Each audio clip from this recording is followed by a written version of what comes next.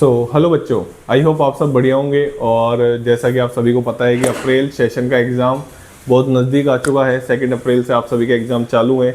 तो मेरी तरफ से wish you all the best. पूरी जान लगा के पेपर दे के आना, बिल्कुल बिना टेंशन के पेपर दे के आना। जिनकी फर्स्ट सेशन में परसेंटाइल बन चुकी है, एडवांस के लिए क्वालिफाइड है, वो तो बिंदास होके पेपर देने जाए। बिंदास होके पेपर देने जाना, बिंदास होने का मतलब है बिल्कुल रिलैक्स, ज़्यादा हेडक नहीं लेनी। जिनका फर्स्ट सेशन में जेईई एडवांस के लिए वो क्वालिफाइड है, और जो क्वालिफाइड नहीं है उनको भी ज़्यादा टेंशन लेके नहीं जाना है, क्योंकि टेंशन से हमारा पेपर ख़राब हो जाता है। आपका वो एक्सपीरियंस हो चुका है एक बार जनवरी सेशन का। तो इस बार आप बिंदास होकर पेपर देने जाइए, ठीक है। अब तो 1-2 दिन ही बचे हैं, ठीक है। तो बिल्कुल रिलैक्स हो जाइए, जितना आपने रिवीजन करा है उस पर भरोसा रखिए और फुल एनर्जी के साथ पेपर देने जाइए, ठीक है ना। चलिए, तो अभी हम कर रहे हैं जेईई एडवांस 2019, चैप्टर का नाम एटॉमिक स्ट्रक्चर है। 2020 में भी क्वेश्चन आया था, लेकिन वो केमिकल बॉन्डिंग और एटॉमिक स्ट्रक्चर का उस पर थोड़ा सा रोल था और केमिकल बॉन्डिंग का मैक्सिमम रोल था। तो मैंने उसको केमिकल बॉन्डिंग के जेईई एडवांस के पीवाईक्यू में एक्सप्लेन कर दिया है। आप जाके विजिट कर सकते हैं।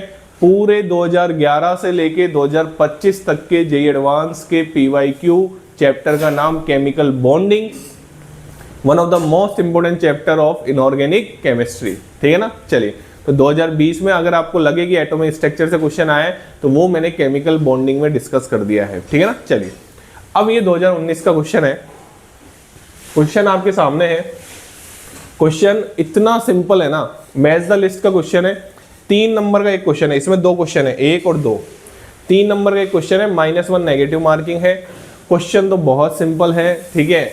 इसमें बोर के अकॉर्डिंग आपको कुछ चीजें दे रखी है, यहाँ पे आपको उसको मैच करवाना है। चारों फॉर्मूले बहुत अच्छी तरीके से बच्चों को याद होते हैं। मेरा इस वीडियो में बस इतना ही रोल है कि ऐसे भी क्वेश्चन आते हैं। हमको ऐसा लगता है कि जेईई एडवांस है मतलब बहुत ज्यादा भारी।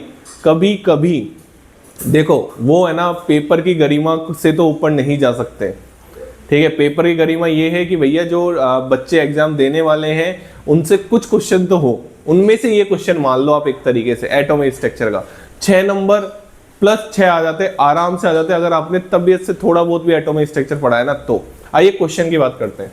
क्वेश्चन बोल रहा है कि आपको इनसे मैच करना है। जैसे पहला बोल रहा है radius of the nth Bohr orbit.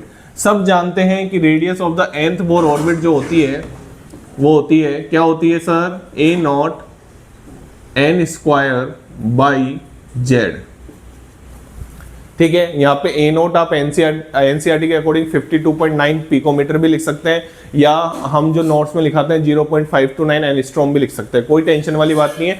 यहाँ पे तो अपन को वैसे भी प्रोपोर्शनलिटी देखनी है। क्या देखनी है?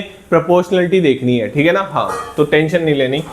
ये देखो, आपका बोर का जो पॉइंट थे, पोस्टुलेट थे, उससे क्वेश्चन पूछा गया है कि एंगुलर मोमेंटम बराबर क्या होता है। एंगुलर मोमेंटम क्या पढ़ते थे आप, mvr, और इसको क्या पढ़ते थे, nh/2π। ये पूरा का पूरा क्या है आपका एंगुलर मोमेंटम है, ठीक है। तीसरा है kinetic energy of the electron in the nth Bohr orbit. तो बेटा एक चीज बता दूं, मैंने एक वीडियो में और बता रखी है कि टोटल एनर्जी बराबर माइनस ऑफ काइनेटिक एनर्जी होती है, ठीक है। और टोटल एनर्जी का डबल वो होती है पोटेंशियल एनर्जी। वो क्या होती है? पोटेंशियल एनर्जी होती है। तो मेरे को एक चीज बताओ, टोटल, ये रिलेशन इतना भयंकर इंपोर्टेंट है ना भाई, बहुत भयंकर इंपोर्टेंट है ये रिलेशन।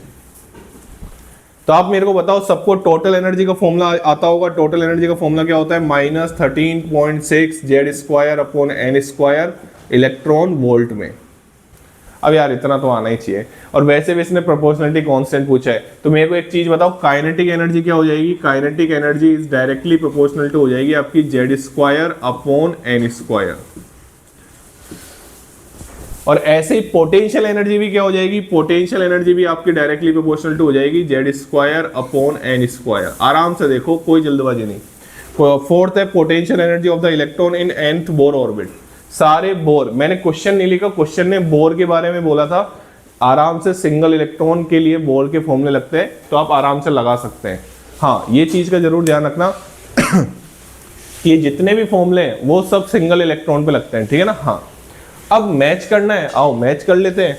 करेक्ट कॉम्बिनेशन देखना है, थर्ड का एस से काइनेटिक एनर्जी एस नहीं आ रहा, फोर्थ का क्यू से नहीं आ रहा, थर्ड का पी से, थर्ड ये रहा, और पी क्या है n की पावर -2, सही है, सिंगल करेक्ट आंसर था, आराम से आंसर आ रहा है। आप ऐसे ही जब ये चेक करेंगे आराम से, तब इससे चेक करो, आप खुद चेक कर सकते हो। तो बताओ यहाँ पे radius of nth Bohr orbit a0 n²/z, और इसमें t, ये रहा t, तो फर्स्ट में क्या आ रहा है t, तो इसका आंसर तो सी हो जाएगा। आंसर थोड़ी रटना है यार, हमको तो क्वेश्चन का कॉन्सेप्ट समझना था। क्वेश्चन का कॉन्सेप्ट इतना सिंपल था कि बस ये वीडियो आपको जगाने के लिए है कि अगर आप तबीयत से पढ़ाई करें ना तो आप आराम से अपनी ड्रीम IITs में पहुंच सकते हैं। आपको भी पता है 12-15 हज़ार तक आराम से IIT मिल जाती है, ठीक है ना। तो आराम से तबीयत से तैयारी करिए और फुल एनर्जी के साथ पेपर दे के आना अप्रैल सेशन का, ठीक है। और उसके बाद नीट भी है और उसके बाद एडवांस को भी हमको अच्छे से खेलना है। चलिए, thank you so much. Channel को लाइक करें, शेयर करें और सब्सक्राइब करें।